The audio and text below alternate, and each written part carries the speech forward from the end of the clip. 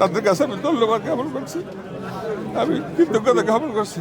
আমার লাকসাম মনোরগঞ্জে দীর্ঘদিন আমার সাথে আমার নেতাকর্মী বিএনপি সহ আমার অঙ্গ সংগঠন ছাত্রদল যুবদল স্বেচ্ছাসেবক সহ মহিলা দল সহ যারা আমার সাথে দীর্ঘ এই পথ চলে আমার সাথী হয়েছিলেন,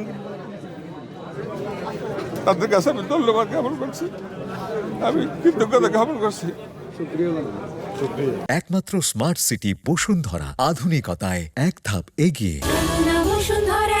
সবাই আমার জন্য দোয়া করবেন এবং আমরা বিএনপি আমার সাথে হোসাইনী ভাই আছেন, হোসাইনী ভাই সহ যারা মনোনয়নপত্র দাখিল করছেন সবাই আমার সাথে এই দলের জন্য কাজ করে যাচ্ছেন। ইনশাল্লাহ আগামী 12 তারিখে আমরা চূড়ান্ত বিজয় নিয়ে আসবো ইনশাল্লাহ। ন্যায়ের পথে থাকেন, ধানের শীষের সাথে থাকেন। ধানের শীষ উন্নয়নের পথিক।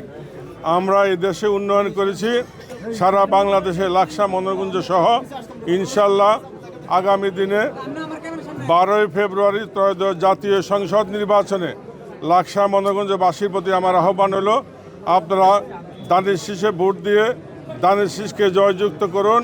আমাদের ভারপ্রাপ্ত চেয়ারম্যান জনাব তারেক রহমানকে প্রধানমন্ত্রী করার সুযোগ দান করে দেন এবং আমরা ওনার তারেক রহমানের যেই প্ল্যান আছে সেই প্ল্যান আমি আশা করি ইনশাল্লাহ আমার মাধ্যমে আমি লাকসাম মনোরগঞ্জে বাস্তবায়ন করে আমি লাকসামে মনোরগঞ্জে উন্নয়নের জোয়ারে বাসিয়ে দেবো ইনশাল্লাহ।